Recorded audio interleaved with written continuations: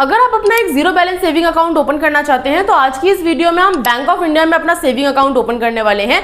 सबसे पहले तो बैंक ऑफ इंडिया एक गवर्नमेंट बैंक है जिसमें आप इजीली अपना एक सेविंग अकाउंट ओपन कर सकते हैं। बैंक ऑफ इंडिया में अगर अपना अकाउंट ओपन करने की बात करें तो सबसे पहले जीरो बैलेंस के साथ ओपन हो जाता है। इसके अलावा इसमें अकाउंट ओपन करने के बाद अगर डेबिट कार्ड की बात करें तो वर्चुअल और फिजिकल डेबिट कार्ड आपको बिल्कुल फ्री ऑफ कॉस्ट देखने के लिए मिल जाता है। साथ ही में आपको चेकबुक पासबुक की भी फैसिलिटी बिल्कुल फ्री ऑफ कॉस्ट देखने के लिए मिल जाती है। अकाउंट ओपन करने के बाद इंस्टेंटली आपको अपना अकाउंट नंबर IFSC कोड देखने के लिए मिल जाएगा, जिसके बाद आप ऑनलाइन ट्रांजेक्शन स्टार्ट कर सकते हैं, जैसे कि गूगल पे, फोन पे, पेटीएम चलाना स्टार्ट कर सकते हैं। इसके अलावा मोबाइल बैंकिंग, व्हाट्सएप बैंकिंग और इंटरनेट बैंकिंग भी आप यूज कर सकते हैं। साथ ही में इस अकाउंट को ओपन करने के बाद आप जैसे ही अपनी KYC कंप्लीट कर लेंगे, सबसे पहले तो वीडियो कॉल के माध्यम से आपकी KYC कंप्लीट हो जाएगी, ना ही कोई घर पर आएगा और ना ही आपको ब्रांच विजिट करना पड़ेगा। KYC कंप्लीट होने के बाद आपकी जो वेलकम किट है जिसमें आपका डेबिट कार्ड, चेकबुक और पासबुक, वो आपके कम्युनिकेशन एड्रेस पे 7 से 8 वर्किंग डेज में डिलीवर करवा दी जाएगी। इसके अलावा इस अकाउंट को ओपन करने के बाद आप मोबाइल बैंकिंग एप्लीकेशन की मदद से आप अपने अकाउंट को हैंडल भी कर सकते हैं और साथ ही में इसी एप्लीकेशन से आप फंड ट्रांसफर भी कर सकते हैं। तो बिना टाइम वेस्ट करे चलिए बढ़ते हैं हमारे वीडियो की तरफ और जानते हैं कि हम किस तरीके से बैंक ऑफ इंडिया में अपना एक सेविंग अकाउंट ओपन कर सकते हैं।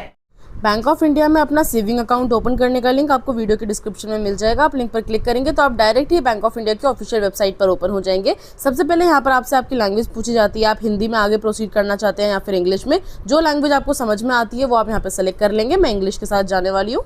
आगे बढ़ने के बाद कुछ इस तरीके का इंटरफेस आपके सामने आ जाएगा। पेज को थोड़ा स्क्रॉल डाउन करेंगे तो यहाँ पर आपको सेविंग्स अकाउंट का ऑप्शन देखने के लिए मिल जाएगा। इस पर आपको क्लिक कर लेना है।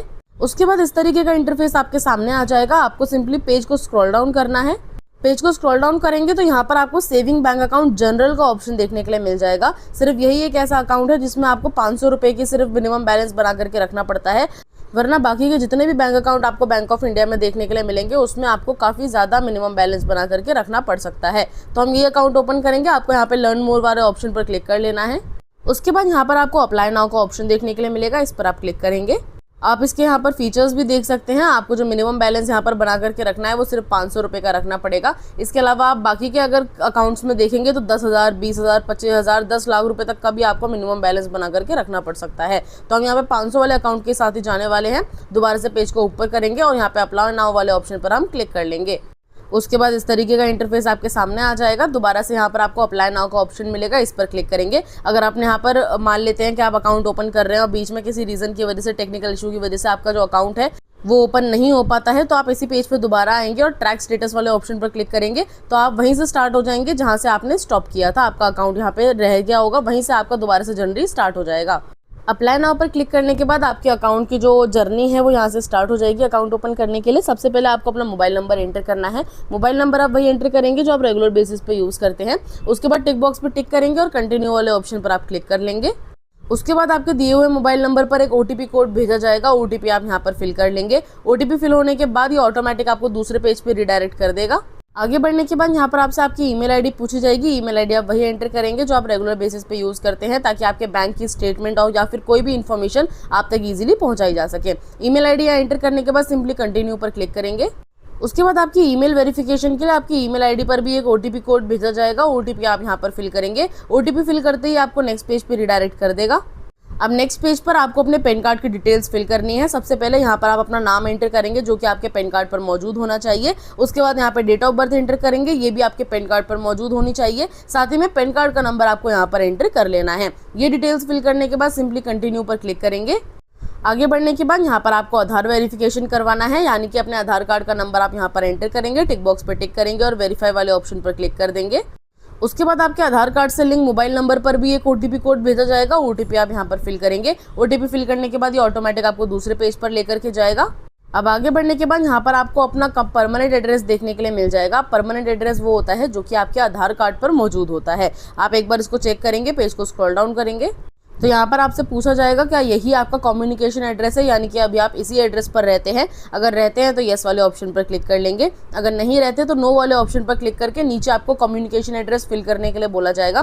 कम्युनिकेशन एड्रेस आप यहाँ पर फिल कर सकते हैं। आपकी जो भी, जैसे आपका डेबिट कार्ड है, आपका चेकबुक, आपका पासबुक इसी एड्रेस पर भेजा जाएगा, तो एड्रेस ध्यान से फिल करिएगा।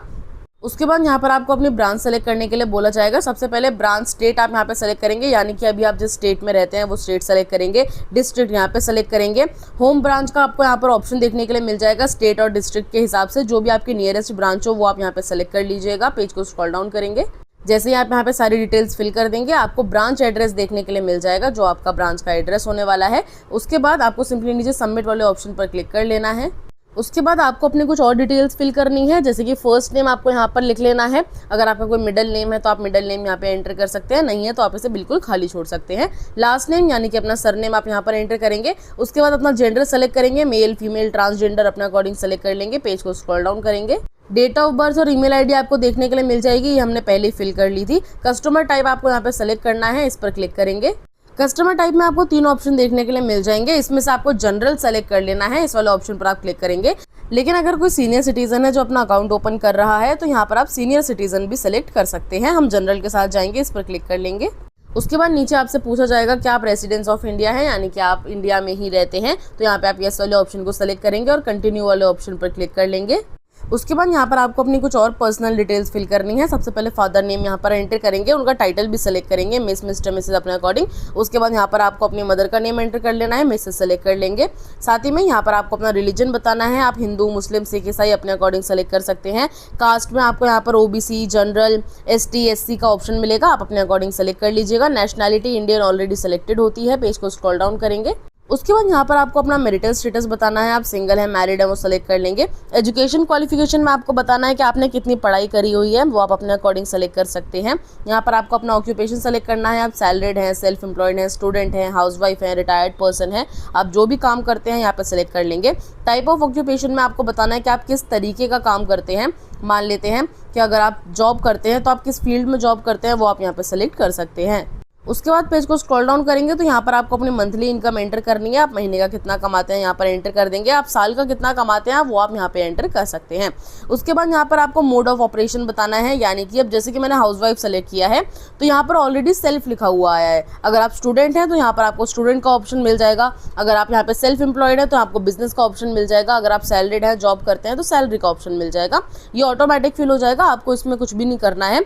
उसके बाद नीचे आपको पूछा जाता है कि आप हायर एवरेज मंथली बैलेंस बना करके रखना चाहते हैं, जैसे कि 500 रुपये इसका मिनिमम बैलेंस आपको बनाकर तो रखना ही है, लेकिन अगर आप चाहते हैं उससे ज़्यादा रखना तो आप यहाँ यस वाले ऑप्शन पर क्लिक कर देंगे। अगर नहीं रखना चाहते, सिर्फ 500 रुपये मेंटेन करना चाहते हैं तो नो वाले ऑप्शन पर क्लिक कर लेंगे। पेज को स्क्रॉल डाउन करेंगे तो यहाँ पर आपसे पूछा जाता है कि आपको कोई डिसेबिलिटी तो नहीं है, यानी कि आपके हाथ पैर सब कुछ सही सलामत है। यहाँ पर आप नो वाले ऑप्शन को सेलेक्ट कर लेंगे, यानी कि आप बिल्कुल ठीक है, इसलिए आपको यहाँ पर नो सेलेक्ट कर लेना है कि आपको कोई डिसेबिलिटी नहीं है। उसके बाद नीचे आपसे पूछा जाता है कि आप नॉमिनी की डिटेल्स फिल करना चाहते हैं। अगर आप नॉमिनी ऐड करना चाहते हैं, आप नॉमिनी क्या होता है, अगर आपको कोई दुर्घटना हो जाती है, आपके साथ कोई मिसहैपनिंग हो जाती है तो आपके अकाउंट में बैंक जाकर के आपका नॉमिनी फंड विड्रॉल कर सकता है, उसको कोई दिक्कत नहीं आएगी। तो नॉमिनी आप यहाँ पे ऐड कर लीजिएगा। आप यस वाले ऑप्शन पर क्लिक करेंगे, पेज को स्क्रॉल डाउन करेंगे। उसके बाद नॉमिनी का टाइटल यहाँ पे सेलेक्ट करेंगे, नॉमिनी का नाम आप यहाँ पर एंटर करेंगे। साथ ही में उनके संग आपका क्या रिलेशनशिप है वो आप यहाँ पर एंटर करेंगे। वो आपके husband wife mother father brother sister कोई भी हो सकते हैं। उसके बाद यहाँ पर आपको उनका नॉमिनी का डेट ऑफ बर्थ एंटर कर लेना है। डेट ऑफ बर्थ एंटर करने के बाद पेज को स्क्रॉल डाउन करेंगे तो यहाँ पर आपको अपना एड्रेस देखने के लिए मिल जाएगा। अगर नॉमिनी आपके इसी एड्रेस पर रहता है तो यस वाले ऑप्शन को सेलेक्ट कर लेंगे। अगर दूसरे एड्रेस पर रहता है तो नो वाले ऑप्शन को सेलेक्ट करके उनका कंप्लीट एड्रेस आप फिल कर देंगे। पेज को स्क्रॉल डाउन करेंगे तो नीचे आपसे पूछा जाता है कि आप पासबुक पे अपने नॉमिनी का नाम एंटर करवाना चाहते हैं। अगर लिखवाना चाहते हैं तो यस पर क्लिक करेंगे, अदरवाइज नो पर क्लिक करके कंटिन्यू वाले ऑप्शन पर आप क्लिक कर देंगे।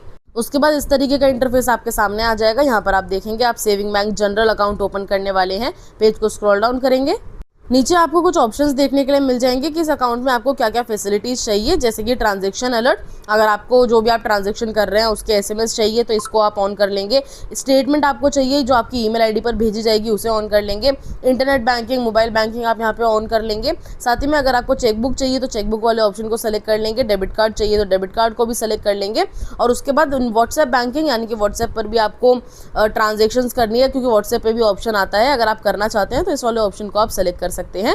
उसके बाद पेज को स्क्रॉल डाउन करेंगे, नीचे आपसे पूछा जाता है, अगर आपने डेबिट कार्ड वाला ऑप्शन सेलेक्ट किया होगा तो आपसे पूछा जाएगा कि आप डेबिट कार्ड पे क्या नाम लिखवाना चाहते हैं। जो भी आपको नाम चाहिए वो आप यहाँ पे सेलेक्ट कर लेंगे। नीचे आप देखेंगे टर्म्स एंड कंडीशंस देखने के लिए मिलेंगी, चारों टिक बॉक्स पर टिक करेंगे और उसके बाद नीचे प्रीव्यू वाले ऑप्शन पर आप क्लिक कर देंगे। उसके बाद अभी तक आपने जितनी भी डिटेल्स फिल करी हैं यहाँ पर आपको देखने के लिए मिल जाएंगी। अगर आप कुछ भी एडिट करना चाहते हैं तो एडिट वाले ऑप्शन पर क्लिक करके कर सकते हैं, क्योंकि ये बाद में एडिट नहीं होगा। अभी अगर आप चाहते हैं तो अभी एडिट कर सकते हैं। बाकी अगर आपकी सारी डिटेल्स सही हैं तो पेज को स्क्रॉल डाउन करेंगे। उसके बाद नीचे आप देखेंगे तो आपको स्टार्ट वीडियो केवाईसी का ऑप्शन देखने के लिए मिल जाएगा। अब आपको अपनी वीडियो केवाईसी कंप्लीट करनी है। वीडियो केवाईसी स्टार्ट करने के लिए आपको स्टार्ट वीडियो केवाईसी वाले ऑप्शन पर ही क्लिक कर लेना है। उसके बाद बैंक ऑफ इंडिया के एक एजेंट के साथ आपकी वीडियो कॉल स्टार्ट हो जाएगी, जो कि आपका ओरिजिनल आधार कार्ड साथ ही में ओरिजिनल पैन कार्ड चेक करेगा। इसके अलावा एक पेपर पे आपसे सिग्नेचर करवा कर भी देखेगा। जैसे आपकी केवाईसी कंप्लीट हो जाएगी 7 से 8 वर्किंग डेज में आपके कम्युनिकेशन एड्रेस पर आपका जो डेबिट कार्ड, चेकबुक, पासबुक अगर आपने मंगवाया होगा तो वो आपको डिलीवर करवा दिया जाएगा। आपकी केवाईसी कंप्लीट होने के बाद आपको प्ले स्टोर पर जाना है। प्ले स्टोर पर आपको ये BOI मोबाइल एप्लीकेशन में देखने के लिए मिल जाएगा। इसे आप डाउनलोड कर लेंगे। आपको SMS के थ्रू आपके अकाउंट की सारी डिटेल्स भेज दी जाएंगी, जैसे कि अकाउंट नंबर, IFSC कोड वगैरह। उससे आप लॉगिन कर सकते हैं, या फिर आप अपने मोबाइल नंबर और OTP के साथ में भी लॉगिन कर सकते हैं।